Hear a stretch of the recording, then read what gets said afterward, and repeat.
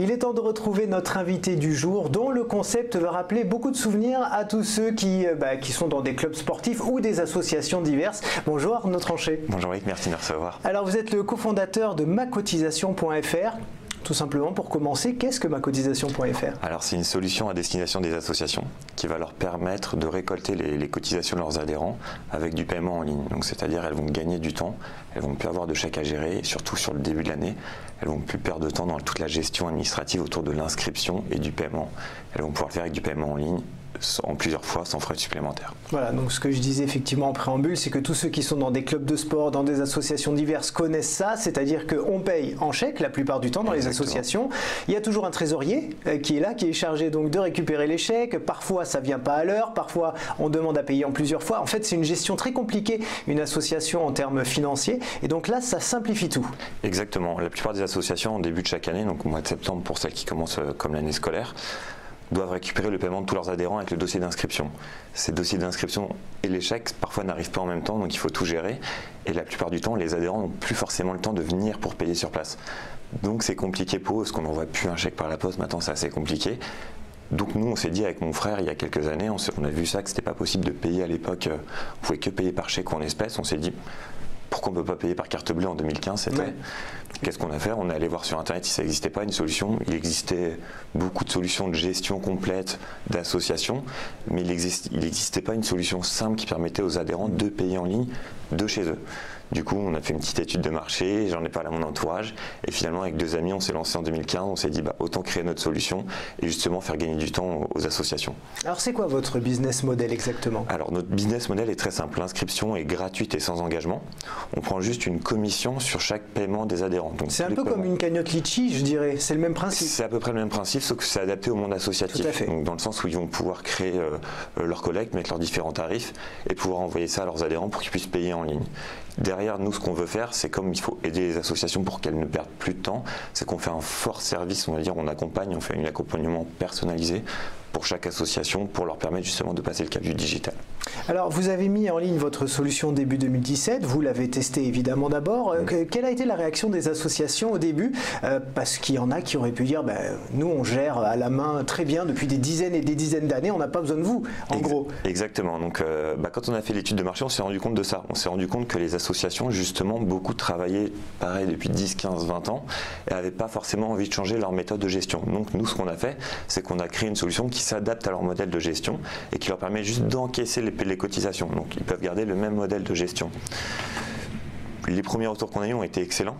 La plupart des associations, nous, ce qu'on voulait faire, c'est quelque chose de simple et d'assez ludique, parce qu'on sait qu'elles ne sont pas habituées au digital, la plupart des associations. Oui, et puis souvent, c'est tenu aussi par des personnes d'un certain âge. Les bénévoles des associations, on le sait. C'est ça qui est compliqué parfois, parce que les bénévoles, ils n'ont pas forcément le temps. Donc même si on leur offre une solution qui va leur faire gagner du temps, déjà le temps qu'ils se mettent dedans, c'est pour ça qu'il fallait faire quelque chose de simple.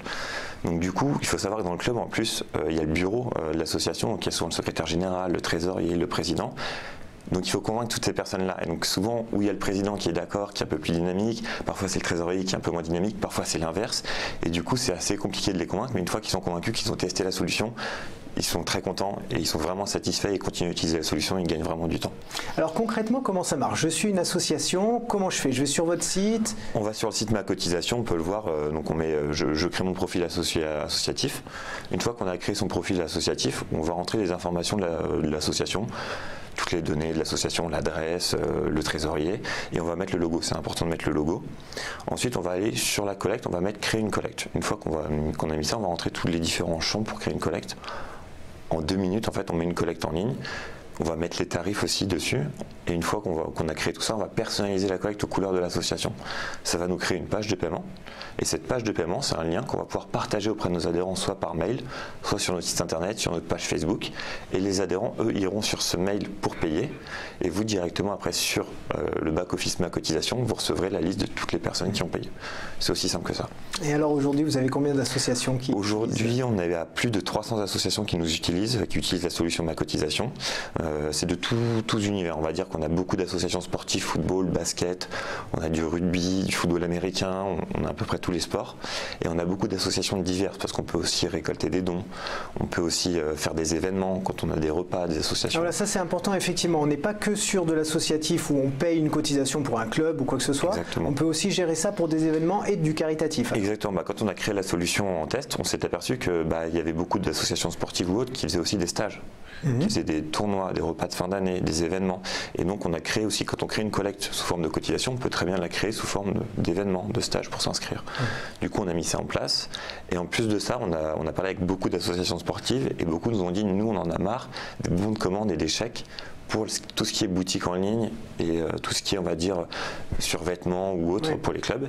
Du coup, on a créé, pareil, sous forme de cotisation, mais on peut ajouter une photo, une description, quantité, et on a ajouté une sorte de boutique en ligne qui est pareil que pour la cotisation, c'est-à-dire qu'il n'y a pas de coût mensuel ou de frais d'installation. La boutique est gratuite. Et on va juste prendre une commission sur chaque paiement. Ouais, c'est-à-dire que du coup, votre modèle, c'est aussi de prendre, entre guillemets, des cotisations, un petit pourcentage sur d'autres services que l'associatif, parce que je suppose que dans le temps, c'est peut-être pas assez rentable, juste l'associatif. Alors, non, mais c'est surtout que ça pouvait être saisonnier. C'est-à-dire qu'il y a des grosses périodes de rentrée en janvier. Après, on s'est aperçu qu'il y avait beaucoup d'associations qui étaient sur une inscription calendaire. C'est-à-dire s'ils s'inscrivent en mars, ils sont inscrits jusqu'au mars de l'année prochaine. Donc ça rentre toute l'année. Et après, c'est surtout que nous, on fait évoluer la solution en fonction des demandes des associations. Donc quand il y a une association qui vient nous voir en nous disant qu'on aimerait bien telle ou telle fonctionnalité, nous, on la développe pour eux en se disant ça va servir à toutes les associations en fait. Alors vous avez réalisé une levée de fonds récemment pour aller plus fort, plus vite, plus loin. Exactement. Comment ça s'est passé? Alors racontez-nous. Alors quand on a lancé ma cotisation, on l'a lancé sur nos fonds propres avec mes associés.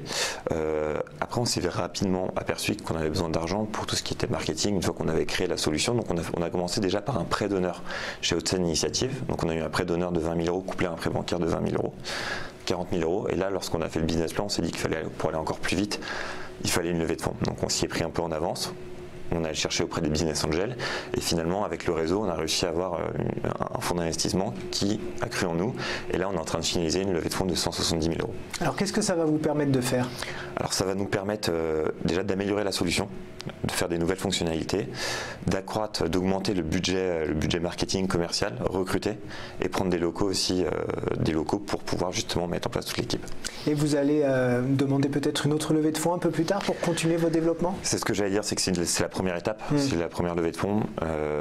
On pense que d'ici quelques mois, plusieurs mois, 18 à 24 mois, il y aura sûrement une deuxième levée de fonds qui sera là pour justement permettre d'aller encore plus vite. Alors justement, j'aimerais sortir du concept pour bénéficier de vos conseils. S'il y a des gens qui nous regardent et qui veulent bénéficier d'une levée de fonds pour leur entreprise, quels conseils vous pourriez leur donner vu que vous êtes déjà passé par là? Alors, s'y prendre en avance, anticiper. C'est bien de le faire vraiment en anticiper parce que c'est plus long qu'on ne le pense. On dit souvent que le processus, une fois qu'on a été choisi, c'est entre 4 et 6 mois. Il faut prendre le temps de bien préparer parce que souvent on est dans le rythme pour la gestion commerciale, pour vendre la solution. Oui, on est dans le quotidien, quoi. Et en plus de ça, on doit s'occuper de tout ce qui est aller convaincre. C'est comme le commercial, c'est qu'il faut aller convaincre après les investisseurs et surtout être persévérant parce qu'on va avoir des refus. On en a eu des gens qui nous ont dit non, ils ne sont pas intéressés. Mais ça ne veut pas dire que forcément personne ne va être intéressé. Il faut juste être persévérant.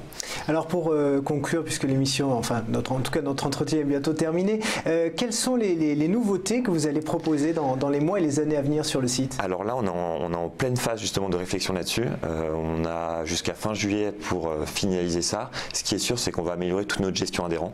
Donc ça va être vraiment quelque chose de plus important pour que les associations puissent gérer la totalité de leurs adhérents, on va dire, avec notre plateforme. Ouais. Mais on est encore en train de finaliser tous les petits détails. On a les demandes des associations et du coup, avec leurs demandes, on est en train de finaliser tout ça pour mettre en place dès début août le développement des nouvelles fonctionnalités. Oui, parce que c'est ça qu'il faut dire aux téléspectateurs qui eux-mêmes peut-être veulent avoir une levée de fonds, c'est qu'avoir des sous n'est rien si derrière il n'y a pas d'idée, il faut muscler en tout cas son jeu, comme me dirait Aimé Jacquet, et il faut continuer d'avancer parce que c'est pas tout d'avoir 170 000 €. Il faut continuer d'innover. Et ça c'est important. C'est un tremplin, ça va nous permettre ça va nous booster encore plus rapidement, d'aller plus vite, mais c'est la deuxième étape, je dirais. On a bien tout préparé avant, là c'est la deuxième étape. Maintenant, il va falloir bien tout préparer encore mieux pour pouvoir convaincre encore plus de personnes, d'associations de venir chez nous et de leur proposer notre accompagnement personnalisé pour que justement eux ils puissent gagner du temps. Et c'est vrai que c'est là où tout commence vraiment, c'est aujourd'hui. Et une petite question quand même piquante pour terminer. Est-ce que vous pensez que votre concept peut tenir sur la durée? Est-ce que c'est un concept qui peut vivre 30, 40 ans facilement? Tout à fait, parce qu'aujourd'hui, il y a environ 23 millions en France d'adhérents aux associations. Ouais. Il y a plus de 1 million d'associations en France qui n'ont pas forcément toutes passé le cap du digital. Donc ça, c'est important, il faut les convaincre. Vous allez toutes les voir une par une? On aimerait bien, mais ça c'est pas possible. Ça, c'est un gros boulot. Mais exactement, ça c'est du gros travail. Mais du coup, il y a un marché qui est énorme. Et donc, on sait que d'ici quelques années, le chèque est en décroissance chaque année, et on sait que tout le monde d'ici 5 à 10 ans va passer le cap du paiement par carte bleue, du virement ou du prélèvement. Et du coup, c'est déjà le cas dans beaucoup de services du quotidien. Même si en France on aime bien le chèque, c'est en train de diminuer. On voit dans certaines boutiques où ils n'acceptent même plus les chèques. Donc c'est vraiment, on va dire, c'est la suite du marché associatif avec le paiement par carte bleue. Eh bien merci beaucoup Arnaud Franchet. Je rappelle que vous êtes cofondateur de macotisation.fr.